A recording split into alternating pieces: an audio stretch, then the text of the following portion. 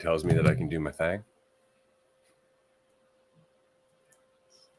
And here we are for another episode of Dualistic Unity Raw. Though this is normally a Sunday episode, we are actually recording this on a Friday, whatever that might mean. Really nothing except that there's a couple of rotations of the Earth in between there. Andrew is on the road. He is in New York visiting friends, doing the New York thing. And so he is not available this Sunday. And so we figured we would just do this on Friday. But that also means that there is a Patreon Tier 2 call directly after this episode, as well as a Tier 3 call, our exclusive Tier 3 call that we do every week, which is 2 hours. And you get to talk to all the other Tier 3 supporters. And we have great conversations. I'm not going to say anything else because it's an exclusive Tier 3 call, but they're pretty fantastic. Yeah, they're always a blast, and I appreciate everyone's flexibility for tuning in today instead of Sunday, and for the Patreon calls and whatnot, the shift around. But yeah, I had some stuff I wanted to get into just to kick things off in terms of just recent experience. Was out with some friends yesterday, and kind of getting into just this sort of along the lines of the conversations that we have, and getting into stuff like that. And so some of my friends are the most stubborn motherfuckers you can meet, and base their value off of intelligence and being right in a conversation. There's a lot of weight placed on being right and being correct. And I'm going to keep talking, but I'm probably going to talk a little more. You good? Oh, you can hear me. Oh, sweet. Okay. And so there's just a lot, like, the value stems from being correct and being right. And so basically, like, time got brought up, and time being something that exists because when you say assent, and there was a number of examples thrown around, and there was just a back and forth. And, like, so the initial thing was it gets brought up, and one of my friends, he won't let something go until you say he's correct, basically. Like, until you say, yes, I agree with you, he'll just keep on saying stuff. And so for me, and like, this is a balance I'm trying to find, but around certain people, it's like tougher to strike. And so for me, he initially brings something up about time that's like a crock of shit, like trying to prove that time exists, and was using examples like cause and effect, like aging. You say a sentence and you can listen to the sentence and understand it, and so therefore there is a linear trajectory from a start and an end. And we were just going back and forth, and I was giving my spiels about cause and effect implies that there are two separate things. If it's one thing interacting with itself, there is no cause and effect. Things like that, just going back and forth. And there was basically just an unwillingness. So, like, I could see someone say, just hypothetically, in spirituality, love and light community, doesn't want conflict. Them just, hearing something about time and being like, yeah, to each his own. That's what you think, whatever. Which, like, my buddy doesn't take that either. He'll be like, like, keep pushing until you agree. But for me, I'm not just going to be like, I'm not going to roll over. But, like, where is the balance between the conversation where it's just you keep butting up against the same shit, and you're like, this isn't going anywhere? Like, the recognition that not everything's a concept. That's basically where he can't understand that there's a reality that exists beyond the conceptual, that not everything's a concept. And then as the conversation's happening, he's like, everything we're saying is conceptual. And it's like, yes, of course, that's the means of communication that we have, but that isn't it. It's not it. Your idea of air isn't air. And, like, he would agree with that and then run back to something else and be like, yeah, but with time, blah, blah, blah, blah, blah, blah, blah. And so, like, part of me wanted to just stop, because, like, I was with some of my other friends and they had no desire to have this conversation and the back and forth. But at what point are you just like, just stop? And I get it's partially me, because as soon as I stop, he'll be like, so you admit I'm right if you stop?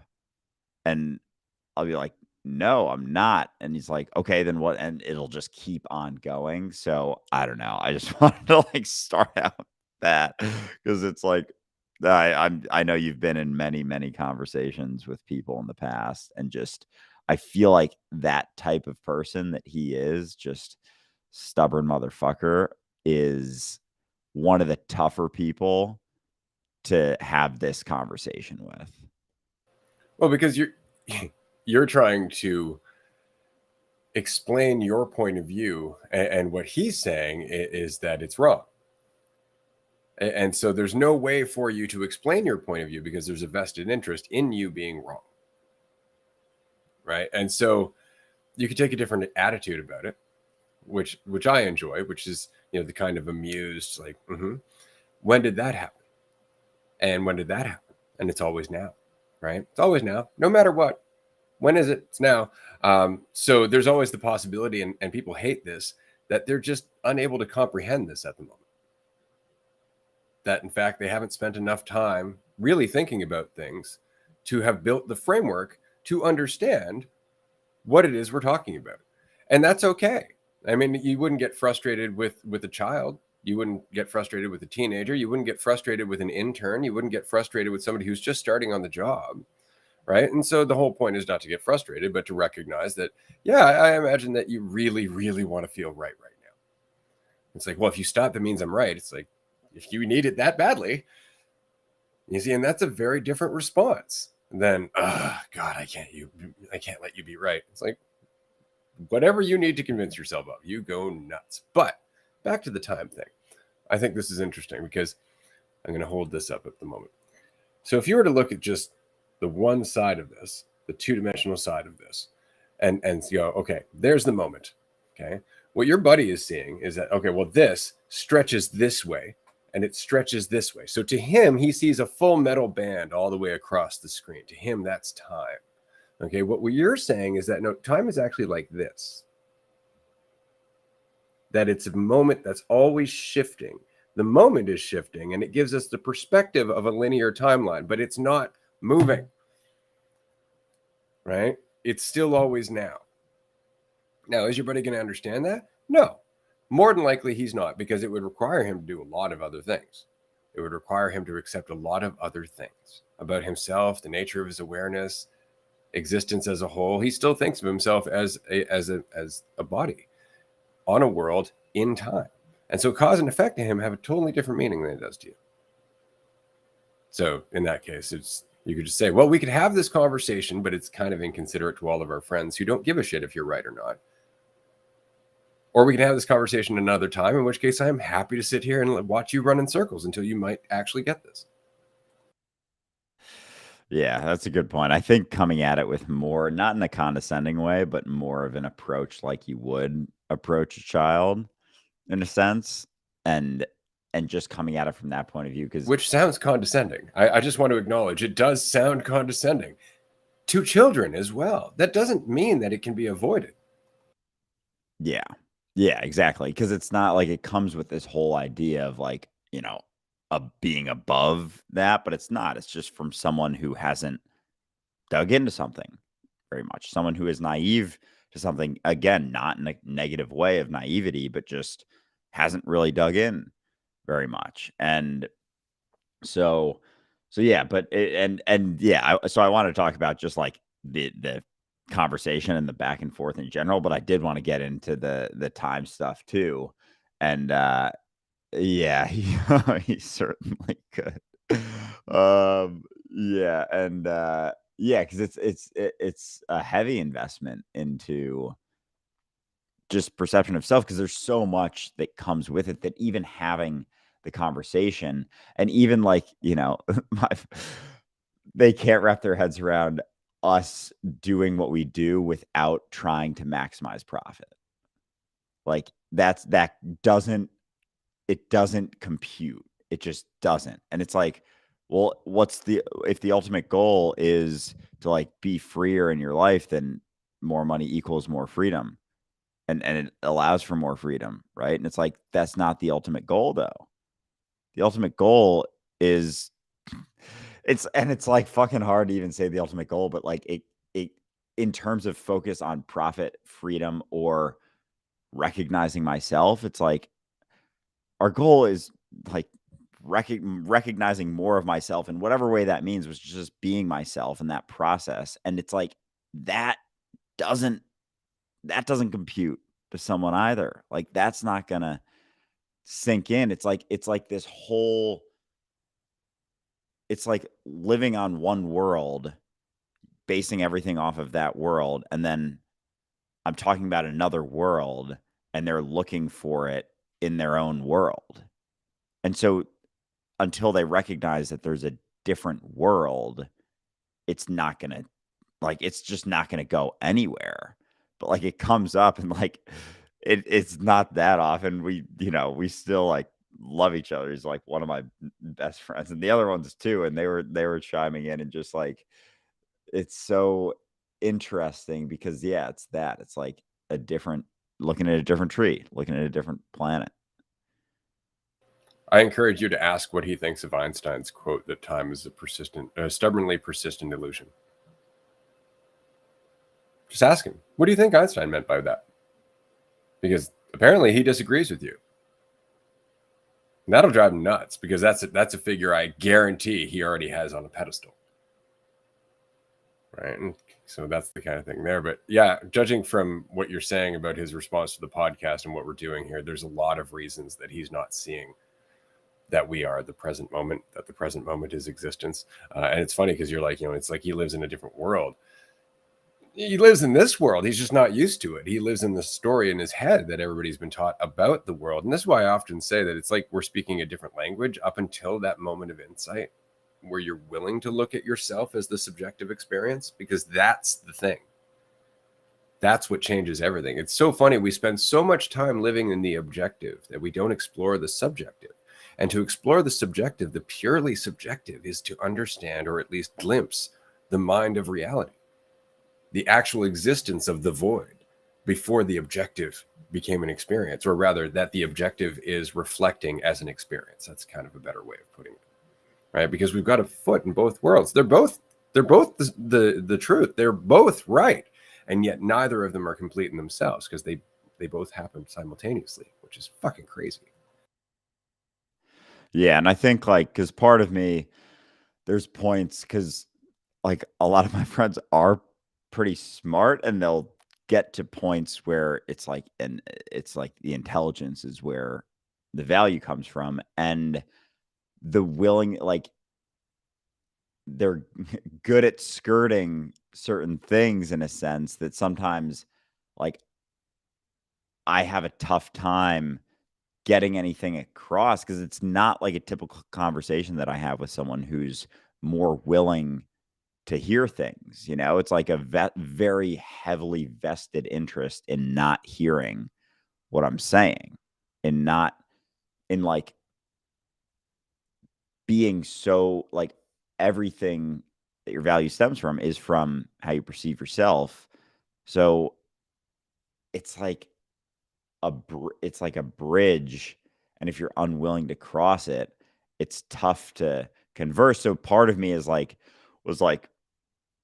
fuck, trying to find an in somehow, and then like judging myself for not being able to find it. But then at the same time, I appreciate like those discussions, because it's like still, practice in a sense. And it also not even practice in the words that I'm using, but my response, because like I can sometimes tend to match his feeling, as opposed to taking more of a laid back, talking to a child like approach. Then they like things get heated and like escalate more, because it's like that back and forth. And I know it stems from me like wanting to prove being right too. Yeah, and the frustration of feeling like somehow you're not bringing it across clearly. I think that's where a lot of my frustration came from when I was going through that. Was just like, how am I not wording this correctly? Like, how are you missing this? I'm pretty sure this is as clear as I could possibly make it. And there's the part of you that's just like, God damn it. And that is unfortunately where the other lesson comes in, that it's not about the words. It's not about the words. And so this is a problem you've got right now, is because everybody who knows you is looking at you from where you came from to who you are right now, and they're looking at kind of what you do as a new shtick. They're looking at like a new fad and a new coat that Andrew is wearing, and they're trying to relate to it as such. And your buddy's like, "Oh yeah, this is a challenge. You know, I'm gonna argue with you. I'm gonna go back and forth and do all that." And he's playing checkers and you're playing chess, and the both of you are getting frustrated because you don't know like why nothing's working. And so it's just really important to recognize that most conversations you have where you don't have that history with your friends, nobody's trying to do that with you, right? They're not really trying to prove you wrong or test your new theory or any of that stuff. They're just having a conversation. And so you don't get into it. And as a result of that, you have a normal conversation where they'll say something, and off the cue, you might throw in something insightful. And then that will change the conversation. But right now, you're being challenged in a very artificial way, right? This is more of a cerebral debate. And the problem is that that cerebral debate is very much based on again, like needing to find the right idea of what's right and what's wrong. And what you're saying is that no, life is very much an ongoing, continuous lesson about being here and now. But they're not looking at that. They're trying to say like, well, what's the theory? What's the evidence? Prove it to me in a simple form that I can understand in 2 minutes or less. And that's just unreasonable. But you can see why it's happening. Yeah. Yeah, and I think there can be a frustration because sometimes they'll throw in, like, another theory, and anytime something like I'll question something just logically about something that's brought up and be like, "Well, you gotta be sure to look at this too." There'll be kind of a reversion to, "Well, you don't know that." Well, like, it could be, and there's a reverting into no one knows anything sort of feeling, even though it's like a theory or something brought up about, time, or like there's some theory that's like, because you can understand a sentence from beginning to end, there is something that exists outside of here and now. And I'm like, no, well, when you're saying it, it's here and now. When I'm hearing it, it's here and now. And they're like, well, then how do you comprehend it? And it's like this back and forth. And then when I'll pick at little things about it, it's like a reversion, not to like the thing that I'm saying, but just, you don't know that. Like, you don't know that either. It's like anything could be anything. We don't know anything.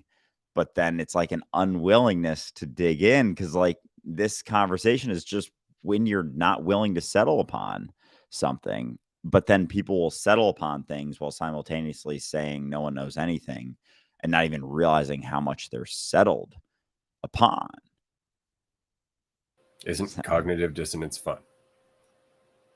Because that's what it is, and we don't recognize that we're doing it. And it's important to recognize that everybody does this. We all do this. This isn't like saying that, oh, this person is particularly avoidant. We're always avoidant about things that make us uncomfortable, right? What your friend seems to be hooked on is control, and as such must perceive time. He must have this devotion to the end result, which requires a linear timeline, and that makes it damn near impossible to let go of the future, let alone the past, right? Because he's an accumulation of everything that brought him up till now. Everything is, right? If you want more value, you got to make more money. So everything's accumulation. Everything's along a linear path.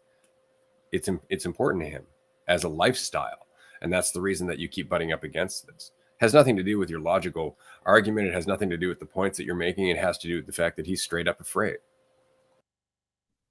Oh, for sure. And like I have, plenty of conversations about other things, and it's like it's clear where, the value lies in it. Cause like another thing he brings up, which again, like some of these things, they're tough to have. It's like talking about a branch on the tree and being unwilling to talk about the trunk. And so we're focused on the branch, and I'm like, yeah, but we got to look at the trunk as well. And there's an unwillingness to look at the trunk. And so another thing that was brought up was like, okay, well, how do you explain, you were born one day and you die another day? And it's like, okay, there's so much to that, like what you think you are, and recognizing that. And like, I'll try and say it quickly. It's like, that's just because you think you are what you think you are. And it's like, that's like I'm speaking Mandarin to him, and he doesn't know Mandarin. Like, because with that, like even that case used, it's like you're born and then you die. It's like, yeah, but you don't. But if you think you are what you think you are, you do. And it's like did everything I could. Like that's just the idea ending. Like, what exactly do you think you are? Do you think you're just your body? Do you think you're an idea that exists in your head? And I came back to like everything being vibrational energy, and there's just like there's a and they'll agree with that, but then it's still like it's almost like they can recognize everything is vibrating energy, and then therefore everything is connected, and therefore nothing is separate from me. But yeah, but there's still me. And it's like, and I guess that's just cognitive dissonance, right? Like, That's yeah, that devotion to the idea of me. yeah. It's like, yeah, I can recognize that there's no division from everything, but I'm divided. It's like, hold up. Why? Why would you say that outside of the fact that you're really, really committed to it? And that's all it is. And that's the problem. This is why I always say, like, identity exacerbates the perception of division. Like, it takes the experience of division and then it goes, yeah, but there's an actual wall there. And it makes it so much worse. Right. And that's the thing, is that you're looking at somebody again who's explored a lot of one side of the coin and nothing on the other side of the coin. Right. Because it's all through the perception of yourself. We've been talking about this since season 1, that as long as you are viewing the idea of yourself as the truth, it cuts you off from everything else. It puts you in a different experience of space and time, because space and time are happening. Like, it's not like time isn't happening. The experience of time is very, very real. You and I are having the experience of time. That doesn't mean that time itself is real. Time is a concept. Time is a concept. Like, and this is something that's important to remind your friend even. We don't experience 24-hour days. We don't experience uniformly 24-hour days. We experience days that fluctuate in time. And what's funny is that if you go back in our history, when Earth was slightly different, we had a different gravity, we were a little farther from the sun, so on and so forth, we had 19-hour days for like 1 billion years. Now, you look at the speed of light. For example, the closer to the speed of light you get, less you experience time. Center of a black hole, there's no goddamn time. So what do we mean by time? Does he think time is actually like a steady, countable rhythm to the universe? Because it does not exist that way anywhere, regardless of our perception that it is so here. If you're to go anywhere else in the universe, the experience of time changes. Hell, if you and your buddy were born at the same time and both had a watch on, by the end of your lives, if you died at the same time, your watches would be different because of the speed that you were going in your life, how far from the planet you got, all this stuff. So the experience of time is a concept to make things easy for us to understand, to the point where we've narrowed it down to like seconds and minutes and hours. And we actually assume that means anything. Right. And it changes our perspective of the subjective experience of time. Right. Because now we're counting the seconds, which is changing the subjective experience. It's like the quote that a watched pot never boils. And it seems like it takes fucking forever when you're watching it. You're like, come on, boil. What's happening to time there other than the subjective experience changing? Because time itself is just a concept. Yeah, and I can hear because like that was a part of the discussion, and the response is typically like, yeah, just because it's not objective doesn't mean it's an experience. It's not an experience. And so it's like what you said, we experience time, but that doesn't mean that it's the reality of what's actually happening. And so he'll take the experience of time being the reality of what's happening because it's the experience that's happening right now. So there's an unwillingness, and that was what we got into with concepts, like an unwillingness to recognize that not everything's a concept. Like that is a big part of what I realized, because we got to that, and that's kind of when it started to dwindle, because I was like, not everything is a concept. There is a reality that exists beyond the conceptual ideas. There's a reality that's left, and like I don't like, how the fuck do you not recognize that? Like, I don't mean to be like aggressive, but like, how the fuck do you think everything's a concept? Like, how the fuck do you not see that everything around you is inherently uncertain and it's not what you think it is? And there was a willingness to recognize that, the idea of water, there's a water in front of him. I was like, you have an idea of that. That's not what you're drinking, right? You're drinking that. That's reality. And there was like a recognition there, and he was willing to understand that. But in the communication, there's just like, yeah, but that's conceptual. And it's just like I get it, because like I get caught in shit all the time, but like how the fuck do you not realize that there's a reality that exists behind concepts? And I guess a lot of people don't. I don't want to. I don't want to.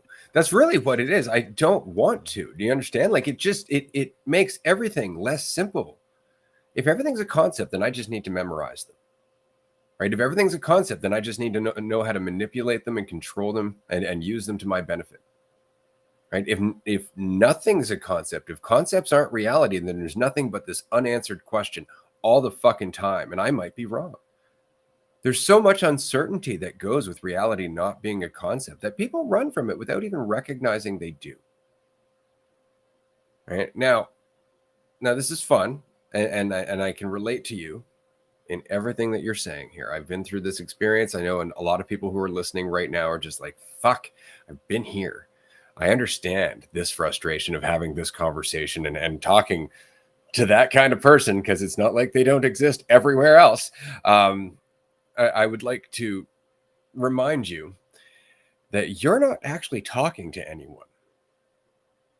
I would like to remind you that your frustration with their inability to see that reality is not a concept is actually your frustration with your inability to see that reality is not a concept. And I don't mean Andrew, but I just wanted you to take that in, because you are dealing with yourself.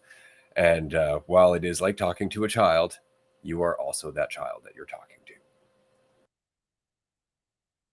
Yeah, and that was the other thing, a couple minutes ago I was gonna bring up too, is like, it's so funny, because like you say that to someone who's getting worked up, and I could see where like that would be like where I could respond and be like feel bad about that, like, oh fuck, I am just getting frustrated, and like I shouldn't have done that. But it's like I'm very willing to realize, like, yeah, I'm fucking just interacting with myself. And part of my frustration was because I was not seeing myself in him at all. Like, and that is a component of like old friends, people you've been through a lot with, people you've done a lot with, especially when you were in another state of mind for that experience, like the whole time it was like a concept interacting with a concept.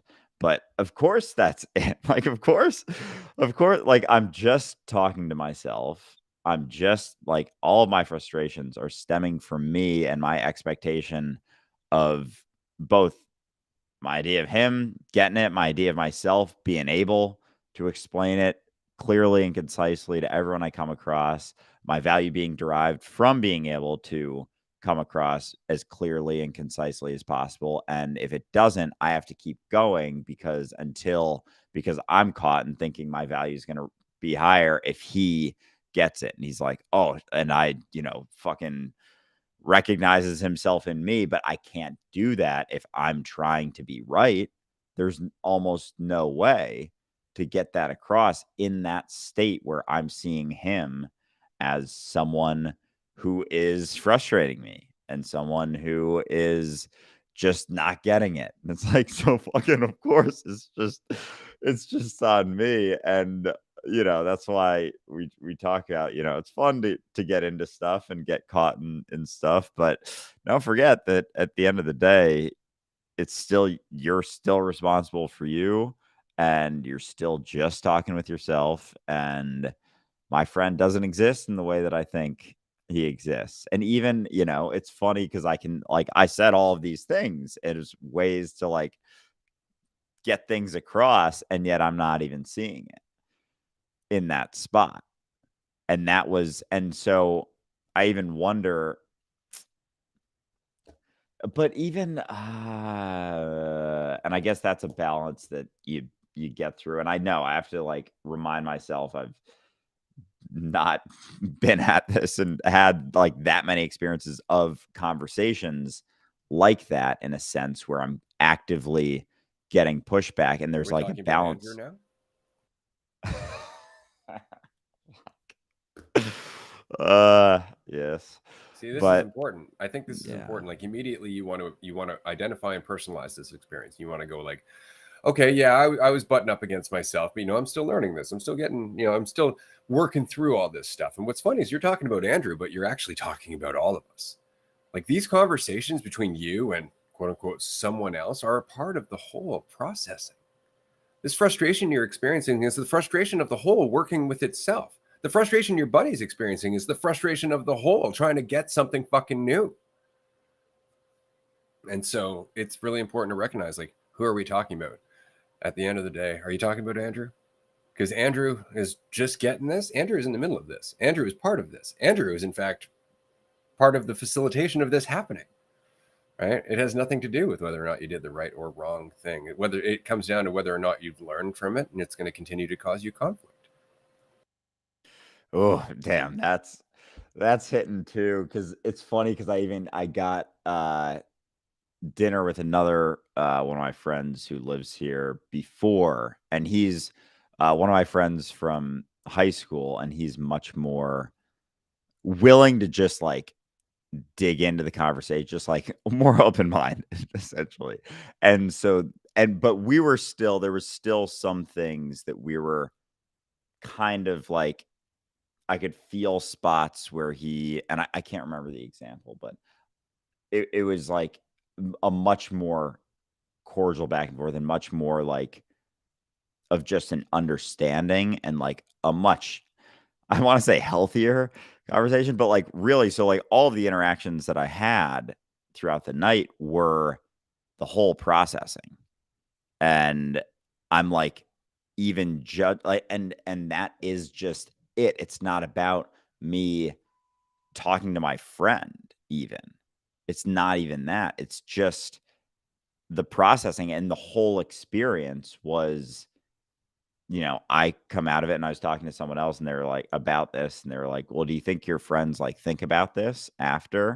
I'm like, I have no idea, right? Like I don't know what sinks in or what maybe doesn't, or if they just don't think about it at all afterward. Like I don't know necessarily, and so there's no way for me to I'm not it's not that there's no way for me to feel anything about it, but there's no way for me to settle upon anything that's actually certain in terms of impact, lack of impact, but it's also like what impact, who's fucking impacting who? Because it's just it's just me processing, and language and communication and the utilization of concepts is a means of doing so. So that's all that it is. It's not even an I mean, you can call it like argument, conversation, discussion, debate, whatever, but it's not even that. It's just interacting with myself, learning, growing, shifting, changing. And that's the importance of conversations, right? Like that's why it's so important to not silence people, because the conversation is a mechanism of the whole processing. And so if we're cutting that off, we're remaining more and more divided because we're not able to have that bridge of conversation. Even if it seems like both sides aren't moving anywhere, there's at least the interaction that allows for the potential. It's like, you know, a garden, like set in soil. It's like there's nothing planted, but at least having the conversation allows for some things to get, shaken up, and that implies that they're stagnant to begin with. So it's not even shaken up, it's just fucking, I don't know, continued processing. It's really important to I think take a moment and just recognize that change is always happening. And what I mean is that, like, if you were to look at a giant wave crashing up against the coastline, you would immediately go like, oh, there's some influence there. Like that coastline is being altered by it. And if you were in a conversation with your buddy and he was just to go like, oh, oh my God, you just blew my fucking mind. You'd be like, yeah, like you could see the influence there. Okay. But the fact is that every small ripple of a wave, every small ripple of water will wear away a fraction of stone. Like stone is worn away by water that's not even moving very quickly over time. And that's kind of the point, is that every ripple makes a difference. You may not see it. It doesn't mean it's not there. Right? Every conversation you have, the person you've talked to is changed. They are changed as a person. The only thing that they can do is limit how changed. They can't stop the change, they can just limit it. Okay, by holding on to their ideas of themselves and disagreeing with you and holding on to all this. But this is why it's so important to just be the message, to be relaxed, right? Because then it's much more likely that some innocuous comment about not taking the server, getting your drink wrong so seriously, because really, why does it matter, right? All of a sudden that lands, as opposed to saying, like, well, your idea of the server is just an idea. You're getting worked up about yourself, blah, blah, blah. That may not land at all, but a slightly just calm, reminder, you don't have to take shit so seriously, might land. And that makes a crack. And that crack widens over time and it opens up other cracks. And that's kind of the whole point, is that you may not see the impact that you're having. It doesn't mean you're not, which is why it's not about what you're saying. It's about who you are. Who are you trying to convince? Right? Because ultimately it's you learning the lesson and you are changing as a result. And that changes everything that you do. And that changes everything that you, not Andrew, do as everyone else. Every ripple makes an impact. Doesn't matter how big you think it is. Sometimes the big ripples can't get into the small cracks. Yeah, that's a good one. I like that one. But that's important for me to remember, because like, yeah, I like to see impact. Because it's fun. Yeah, for sure. And but that again, like, as fun as it is, it's like, careful, you know, careful of how much enjoyment you get out of, you know, making big impacts and seeing the impacts. And, it's like that'll work well towards building your own idea of yourself and feeling good about that. And so, yeah, it's, again, nothing wrong with that, but just like, be careful, where is that coming from? Like, what exactly do you think? Do you think you're better now that you made a big impact on someone? Do you think you're more now? It's like, that's immediate investment into load of shit. Your idea, that double-edged sword. And so it's got to be, so even, yeah, and even that, and then, but then looking back, it's like, sometimes because you don't know the ripple being made, sometimes having more push could have like, is still having an impact. It's not like there's it's always got to be soft. Like, you never really know. And sometimes soft isn't enough to get through. Sometimes hard is. Sometimes soft is necessary to get through. Sometimes it's not. So you don't really know. So it's like, you're kind of playing out perfectly regardless anyway. And it's like, it's just your concern, thinking that you could have played it out better or differently, or in another way, that gets you caught. You just got to watch for when they start putting up their walls as a response to you. See, that's when you're actually making it harder, is when they start building up a defense, right? Because then you're not getting through. Now all their focus is on that defense. It's not on what you're saying whatsoever. And so, it really is just a matter of recognizing, like, there's such thing as too much. And that's not you learning it. That's the whole learning it a little bit at a time. And so I guess the point is, like, with your buddy, for example, he's looking for a sparring match. That's what he's looking for. And there's nothing wrong with having that sparring match. You're like, yeah, all right, let's do it. But it's when it starts getting too out of hand. Like, it's when one of you starts going like, well, we got to get to the end of this now. And now it's no longer a sparring match. Now it's straight up like a competition. You'd be like, I thought we were just dicking around. Right? I'm pretty sure we were just having fun with this. I'm not trying to convince you of shit. You're either going to recognize this or you're not. right? And that's when it changes tone again, when you can bring it back down and you go, yeah, this is kind of fun, but skee ball, that kind of thing. And you can just not take it so seriously. And that happens over time. That's just, smoothing out the rough edges of the conversation, but that only happens through context. It only happens through experience. And we are all a part of that experience happening. Yeah, yeah, definitely. And I think it's just like, again, with the pendulum swinging, you can't know where the edge is without crossing the edge too, right? It's like finding out, just figuring it out as you go.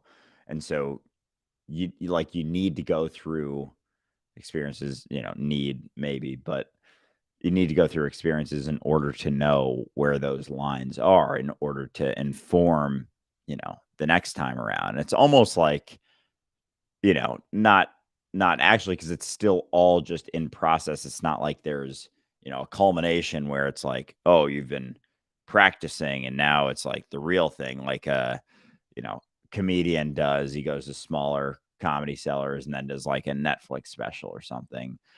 And it's like, not to think of it like that, because every step along the way is it in process. It's just your subjective idea of one event over another that you And think you is don't more get a impactful. routine. No. Yeah, exactly. Exactly. It's just, but there's a component to like getting reps in a sense, like not shying away from it for sure, that can hone that in. But at the same time, like, I think, and this is just me talking to myself, to be careful of thinking like one situation is like has the potential to be more impactful than another. Like talking to a group of people versus an individual. It's like, yeah, but if that group of people doesn't they don't run with it as much versus the one person runs with it, like the potential for impact there is way higher. And not to say that that either, but it's like you don't know. And so I think with the conversation and interactions that you have, like it's not in a sense of pressure that like every moment's important, because that just will send you in another direction, but not to think that some moments mean nothing, and that just because you felt like you didn't get through doesn't mean you didn't get through, because it's not about getting through, because that implies that there's someone else to get through to. It's like you're just keeping yourself at bay as you try and think that there's someone to get through to, and you try and get through to the other person. It's like, what are you getting through here, as you're perceiving a division between you and the person you're trying to get through to? Exactly. Exactly. Who's getting through, right? Because if you think about it, if you're not just Andrew, then the lesson that this other version of you is learning isn't just Andrew. It's all of the experiences that led up to Andrew and all of the experiences that lead after Andrew. And what I mean by that is I've had conversations with people where I've made the point, they've been like, yeah, nope, don't see it, totally disagree, think you're full of shit. Then they go home. 2 weeks later, they've gone through a whole bunch of challenges in their life. They've gone through a whole bunch of humbling experiences. They call me up and they're like, holy shit, I'm seeing what you're saying. And it wasn't because of the conversation with me. The conversation with me was just a part of everything they were going through, because it's all me. It's all them. It's all you. Andrew isn't necessarily the change that's happening. Andrew's just a part of it. Yeah, because and it's so often we try and just settle. It's like settling upon a certainty of an idea of what's happening, and I can be so quick to do that without realizing. And that's where, a lot of emotions, frustrations, annoyances come from, is like so quickly settling upon the idea of what happened, my idea of what happened being what happened. It's like, that's not it. And so they're even just all just opportunities for me to recognize in different ways. And it's like, as much as I think I'm talking to someone else, getting them to, trying to get them to understand something, it's an equal processing of me, and them getting me to understand. something, because it's just me interacting with me, and we conceptually think like, oh, I'm, you know, eh, not at a deeper spot or something, but like not holding on to as much, and they're holding on to more, experiencing more cognitive dissonance. But it's either you're experiencing cognitive dissonance or you're not. And if you think that that person is separate from you, you are. And so there's a lesson to be learned there as they're letting go of, you're trying to get them to let go of shit as you're holding on to shit. And it's like a push and pull back and forth, as opposed to you not holding on to as much and them butting up. So it's like an equal lesson always. There is no lessons that are taught. It's just understood and based on your willingness, and everything. Even when you think you're the one teaching or saying something, it's like, even that, thinking that you're teaching something, they can teach you something from that you're not, that you're teaching someone else, because you are never doing that. Yeah, nothing shows you how self-important you are is when you're trying to teach something to someone and they don't give a fuck. And you're just like, why aren't you listening? It's like, that's an excellent chance to learn a bit more about yourself. And that's it. It's like, this person's frustrating me. No, actually, it's your response to them that's frustrating you.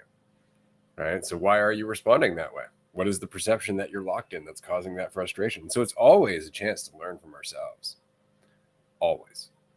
And once we get that, then all of a sudden we don't mind it so much. But it also means that we don't have to be so serious about it either. It's not like we're trying to get somewhere. Every moment is us learning from ourselves. You don't need to try and like get out there and master the universe. It's knocking on your door. Yeah, and I think that's a big part of those conversations is there's an investment in getting somewhere and getting to a spot and it's like, and that's why they can last longer than maybe not longer than they should, but longer than they could have, is because it's just a continued until getting to the spot in which like fucking someone submits or something. And so it'll just keep going. And if there's a fundamental, disagreement, misunderstanding, fundamental difference, but then fucking fundamental difference is like, I'm seeing someone else. And so, yeah, fuck, it's like, I so badly want to think it's on someone else ever, and it's not ever. Like, it's just my unwillingness to see myself is causing that. Yeah, like the frustration is just my response to myself, and I need to see them as someone else in order to have any degree of frustration towards them. And so as long as I'm invested in that, that's going to be a component. And then I'm trying to talk about something that I'm not even seeing myself. This is why I left my YouTube channel back in 2007. This is exactly why. It's because I was still trying to convince people of something that I wasn't taking in myself. And what was worse is the opportunity to convince other people was making it more and more difficult to actually take the time to just sit in it. And that was it. But then after a while, I start to recognize like it's always just you anyway. So there's nobody to convince. And that's when the change really happens, which is why I like the Dualistic Unity podcast, is because I'm well aware of the fact that there's nobody to change. There's nothing to save. I'm not trying to convince anyone. I'm just sitting here for eternity. And so I'm enjoying myself by talking to the rest of me. And it has changed the tone with which I do all of this. I find it really funny that people who used to know me, for example, would imagine that I'd go to like, I don't know, a church event or something and like, oh shit, raising the Christians, and I'll go and nothing happens except I've been really pleasant to people. And they'll be like, whoa, that's odd. And it's like, things change. You start to recognize that, you make more impact in certain ways than you do in others. Like, it's not always about you feeling like you've made an impact in order to recognize that it's happened. Right. But that again is about letting go of other people. Now, that's not to say that occasionally I don't enjoy the sparring match with myself, because I do. I really do. It's a lot of fun. but not if I start taking it seriously. See, that's the thing. As soon as I take it too seriously and I'm actually fighting myself, like, it's just stupid. I might as well just punch myself in the face. Yeah, and that so with that recognition, like leaving the YouTube channel because you realized you were still trying to convince, and then realizing that there wasn't, obviously shifts the tone with things, along with the recognition that like there's no right or wrong way to do anything. And so pick a direction and go, but there's a sensitivity that comes with that, that's like, understanding that there's no one to convince. It's like, how do I even say this? Like when you had your YouTube channel, there was that underlying tonality of, trying to wake myself up, or trying to convince someone else that they're not The what they think. world.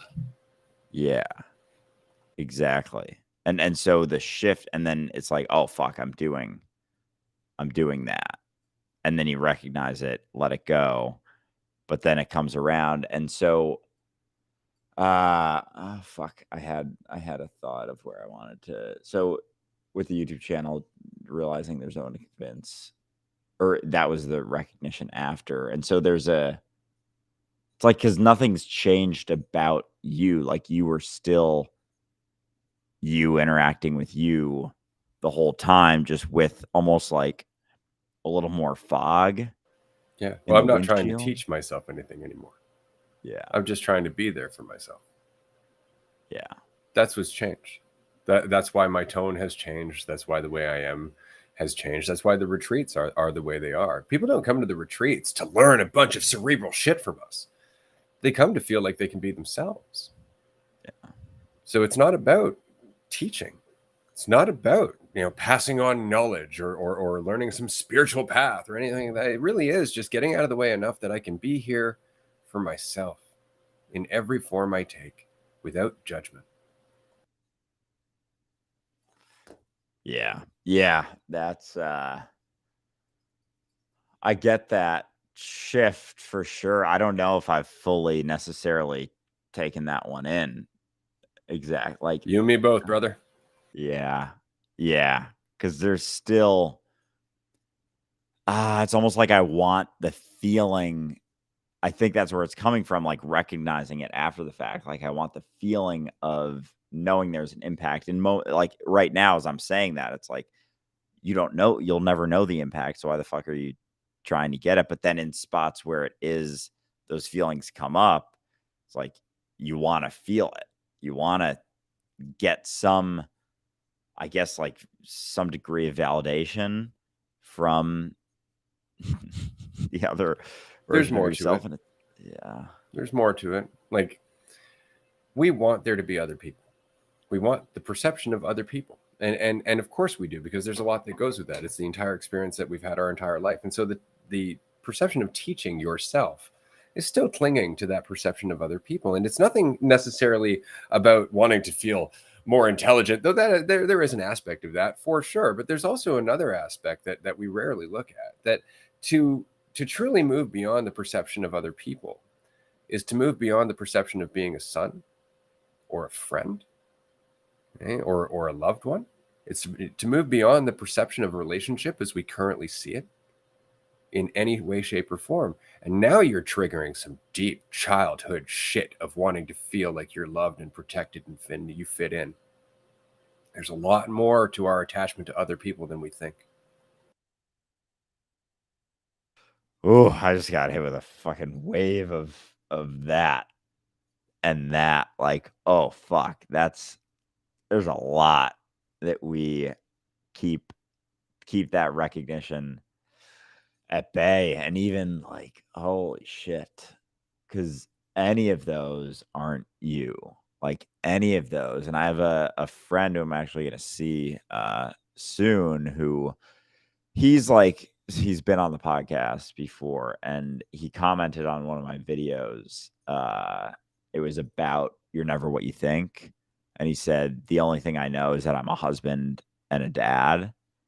And that's like, because he's willing to get pretty into the conversation, but it's like I've known that for a while, and it just kind of solidified it that that's his wall, basically, is being that being. But we're like, even in this, I'm like not even realizing how much the attachment of being a brother or a son or a friend is very much there. And it's like, that's not it. That's not it either. It's not like you're never interacting with anyone separate. And as long as you're holding on to an idea of what you think you are, like, you're never seeing yourself in them. Like, that has to be dropped. But yeah, like, it's interesting to see where people's walls are, and it's a lot of it is from trauma. Like, I couldn't have done that to myself. And that's, I think, a big part too. But it's even the basics, like fucking, yeah, brother or son. Yeah. It's deep, eh? It goes a lot Yeah. deeper than we think. Like, it's funny, we talk about the perception of division, the perspective of others, and all that stuff. And this is why it gets so deep and emotional when you really do start letting go of all these borders. Is because, I mean, so many of our drives have been to feel loved, to feel worthy, to feel friendship, to feel attachment, to feel like we fit in, and then to all of a sudden let that all go, recognizing that none of it's actually the reality, that you don't ever need to be loved, because it's just you loving yourself. You never do need to feel like you fit in, because you are the all of it. You're the all of it, right? But this is also what makes it incredibly difficult in a romantic relationship after a certain point, right? Because you're looking at yourself.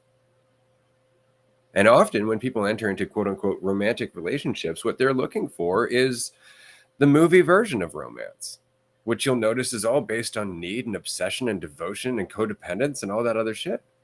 And so relationships themselves take on a different tone because you're dealing with yourself. And the other person can feel that shift. And if they're not willing to go and explore that themselves, it gets very uncomfortable, right? Which is why it's important to recognize that when you are dealing with yourself, not all of you recognizes this. And so you can't always be addressing yourself like you do. Yeah. And that's okay. So like then with that, part of me feels, and this was reminded me of the other night when I was talking yesterday about that conversation, and just how people I was with noticed a shift, like I look different. Because I was like fucking, it was the deepest I felt it in a while. And it was like, and I know, because I can feel it myself, a shift. And we were talking about this a lot yesterday. There's just like a conviction, a lack of doubt, a lack of concern, a lack of all of that. And so as those drop, it's like, that's a lot that we don't even realize how much we wear those cloaks, like on our face, on our body language, on our responses, on the words that we use and choose. And so without that there, it's like you're going to sound like a different person. You're going to look like a different person. Right? Like, it's of course, but then in my head as we were talking, they were like, "You straight up look different right now."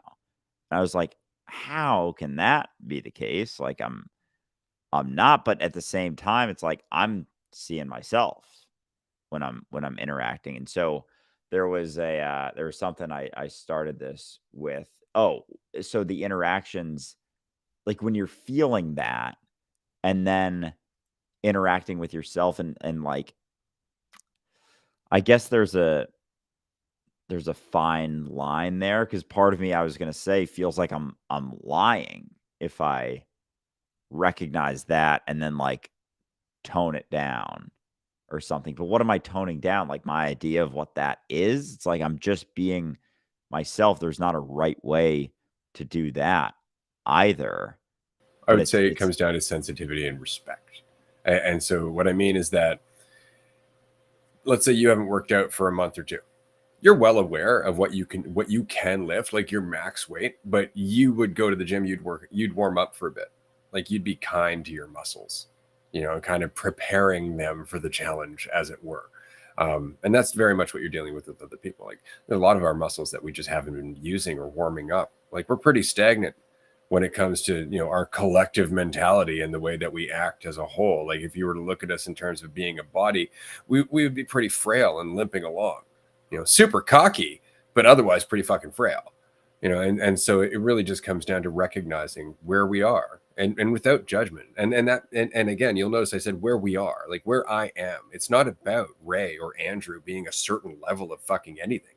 It's about recognizing there is no Ray or Andrew. This is all the swing of the whole, of the all of me, right? And it's in just letting go of that. But that means that there's no rush and there's no right way and there's no like there's nowhere to get to. It's just about being sensitive in the present moment. And in that sensitivity, you can feel when you have an intention to get somewhere, when you're rubbing up against conflict, when you're getting needlessly divisive or needlessly intense, you can feel all that. And it's so there's no right answer to how to act. There's no right answer with like how to respond to somebody, how gentle to be, how hard to be. There's none of that. It's just about just do what you're doing. You're already understanding all of this to the best of your ability, and that will continue on as you continue to go through it. So this is something I have a question about that pertains to just like what I've been going through the last couple weeks, and recognizing that there's not like a right way, a right perspective. It's just all infinite potential perspectives. So because I used to have, and that I'm feeling this coming back, like the the the only thing you have to do isn't say the right words or convince anyone or anything. It's just like how clearly can you see it yourself? And how clearly can you see that you're interacting with yourself? But so I've felt that before. Yeah, and so this is what I'm curious about, because I think that was a component of me attaching to that being the right way of doing things. It's like I just got to clearly see myself even when it like wasn't that, and I was then trying to see What do you mean myself. by that? Are you trying to be are you trying to see the idea of yourself again? Yeah. Right? It's kind of like what we're saying about, you know, recognizing that you're the all of everything. It's not about actually trying to conceptualize that you're the all of everything. It's about letting go of all of the concepts until you're just you. That's what we mean by seeing yourself in others, is actually just being yourself, being accountable, recognizing that you're always acting from your own state of mind. You're always acting from your own triggers. You're always acting from yourself, right? And in that, you're not focused on everybody else being the root of your thoughts or your suffering or your feeling or your value or any of that, right? That's it. You're just not thinking about it. And so you're relaxed and being yourself. And that's when you are seeing yourself, because there is just you. It's not a conscious exercise. It's not a conceptual thing that you have to keep in mind. Yeah. Yeah, for sure. And I think because I think for me sometimes there's like a two-side thing. Like it's being myself and letting go of my idea of everyone else. Like I feel like there are times when I can, but again, I would say those are the that's same thing. yeah, because that's me when I'm saying being myself. It's like being Andrew, like what I think I am, and truly being yourself is not being what you think you are. And so it comes as that, but I think that's such an ingrained thing maybe for society. Like being yourself is a conceptual thing, and maybe there's still a big chunk of that for me to understand that, like, and I can say it all the time, like being yourself is what you are when you're not trying to be anything at all, but there can still be that idea. And so if there is that, then it's going to feel like a two-pronged thing. Like, oh, I'm being myself and I'm letting go of my ideas of everyone else. But if you're being yourself, there isn't anyone else. And so there's not another idea of another person. You're just interacting with you. And that's, at least when I see that, like that's when things get very dream like feeling. And that's really what triggers it in a lot of ways, is like that recognition that being myself is not any sort of idea. It's just not holding on. It's what's left when you're not holding on to ideas or shoulds and shouldn'ts. Yeah. Or an idea of your friends, right? Like that's the whole thing, because the idea of your friends is based on the idea of yourself. You're immediately caught back in the fucking in the loop, right? Because who are you being yourself around your friends if not a response to your idea of your friends? Right? So it's just about relaxing. It's always just about relaxing. Like, this is, again, the big kick in the ass about all of this, is that it sounds all like great and deep and conceptual and cerebral and philosophical and spiritual and all this shit. And all we're really saying is just stop thinking so much and relax. This is it. You're eternal. You're God. What do you want to do with this? Not how do you want to feel in control, but how do you want to enjoy being whole and complete already forever? And that's really it. How do you want to enjoy it? Quote unquote, Andrew. Because you could be trying to convince yourself of something that you already know, or you can just be with yourself as you remember it. Yeah. I mean, yeah, that's what it comes down to. It's funny how this can be like a whole conversation, 250, we just hit 250 podcast episodes, by the way. Fuck yeah. And yeah. So, but it's not about any of that. Like, even for myself, I still, even just calling this a conversation is like, it's not really it. Like, it's all just pointing to a spot of not, like, there is no spot to be like, and even the state of relaxation, it's like that's not the point. It's an option that becomes more and more reasonable as And you efficient. yeah, as you let go of what you think you are. And as this all unravels more, and the idea of right and wrong. Relaxing is what happens when you really understand this is you. Right? Like, that's the Yeah. thing, is that the more we let go of the idea of a division, the more easy it is to relax, right? Because the entire reason we're stressed is the perception of division. Yeah. Oh, fucking A. Because, yeah, and I feel like I can think back to spots like a year ago where I felt incredibly relaxed, and like way more relaxed than I feel recently. And yet it's almost like, and I guess that's the fluctuations and digging into deeper shit that starts to come up, is like, just because you feel very relaxed doesn't mean you actually are that relaxed. It's just in relativity. It's just in relativity to what you know. So it could be that my memory of that a year ago, or my memory of that 10 years ago, because there were times where I felt relaxed, throughout my whole life. There's been times, but I can never adequately compare those two. And right now, maybe I feel like I'm less relaxed, but that's in relativity to some other experience. And it can be like that slow boil, like the frog in boiling water slowly boils. It doesn't even realize that it's happening. Like, I don't even realize how much more relaxed I am now than I was, because it's been like a slow build with fluctuations and different things. But it doesn't mean that you're not. And so it's yeah, it's what's left is that spot when there isn't so much to be concerned about, is what it's, but it's not about like getting to relaxation, or getting yourself into a spot of relaxation, like having to sit with your legs crossed and your eyes closed. It's like, it's not about getting into it. It's just about recognizing that there isn't so much to make you not relaxed, because there's nothing else. Well said. I would say, and I'd like to reiterate something that I taught to every one of my students in Kung Fu: don't judge your progress.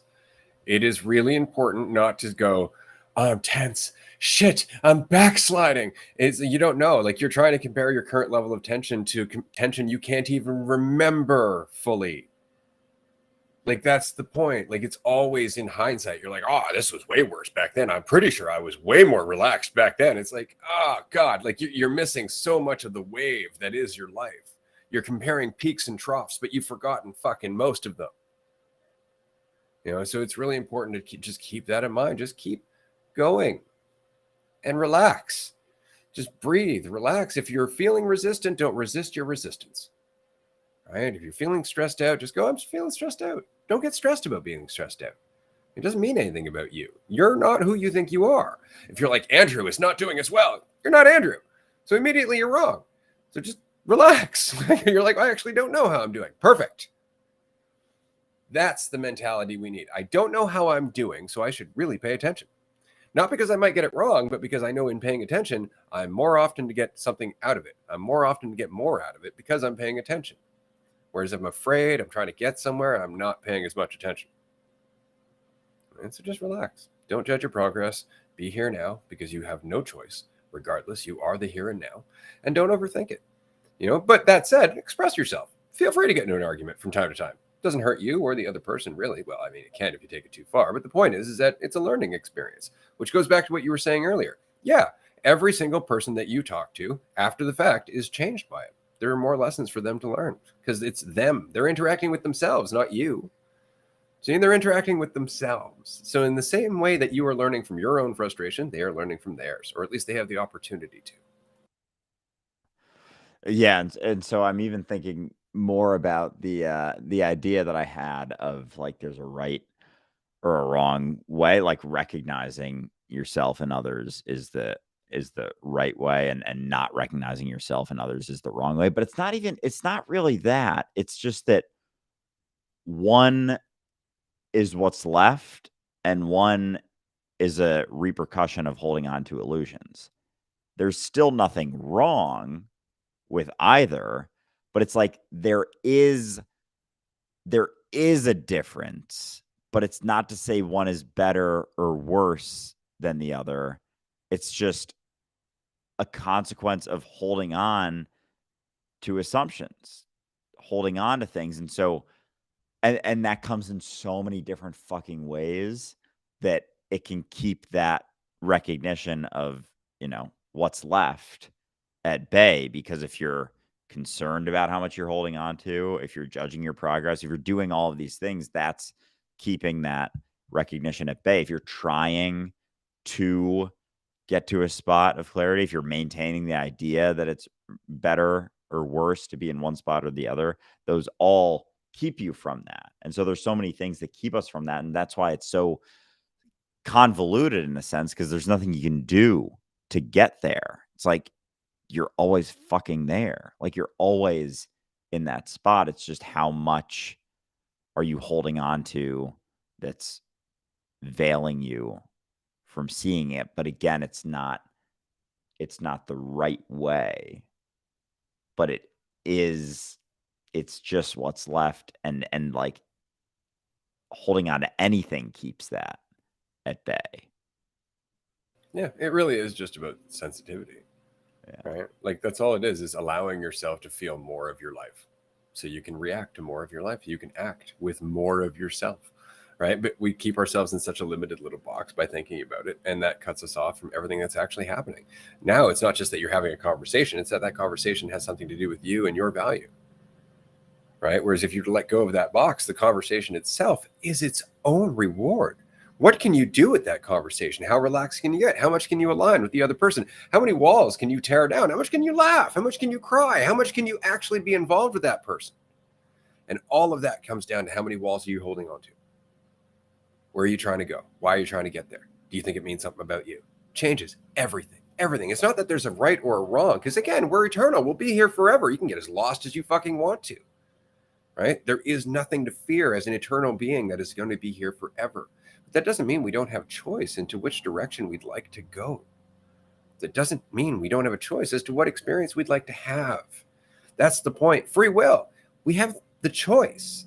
It's just that we keep passing the buck because we don't look at ourselves as the seat of that free will. It's God given. Yeah, exactly. Like we're always figuring it out, moving along as we go. We're not doing it for anyone, for anything, unless we're maintaining ideas of things. But yeah, certainly not someone watching over, judging. It's like you're at the forefront of it all. You're figuring it out. There's not, and like we even rely so much upon what people have done and the structures, and we were talking about this in Patreon yesterday, just about work structures and like how structured everyone makes it. And it's like, oh, let's look at what's worked in the past. And it's like, well, what's the goal? Well, it's maximize profit. And so let's look at what's worked and take this curated version and do it again, and cookie cutter approach. But there's no life to that. Like there's no life to that experience. And so when you come back to recognizing there's no one to rely upon, there's no past structure to look to for the situation that you're in right now, because the situation you're in right now is the beginning and the end right now. There's nothing else to look to that could adequately tell you what to do better than you just fucking paying attention to it. Exactly. Which is why these conversations are an opportunity. They are not a place that you come and you learn. It's an opportunity for you to pay attention, for you to get out of your way, for you to relax. And in doing so, facilitate the change that you already are. That's the thing. This is the misunderstanding. Everybody's like, oh, Ray and Andrew are teaching spirituality. No, we're not. There's nothing we can teach you about yourself. You have to be willing to learn it. And the only way you can learn that is from yourself. So all we're doing is offering a space for you to do so, judgment-free, with no rush. Take your time. We're here for you because you're us. And that is about it for our time today. But if you would like to join us on Patreon after this, we have 3 hours of group conversations coming. Patreon.com/dualisticunity, or you can do the QR thing that's on the screen right now. Thank you, everyone, for joining us. This has been a blast.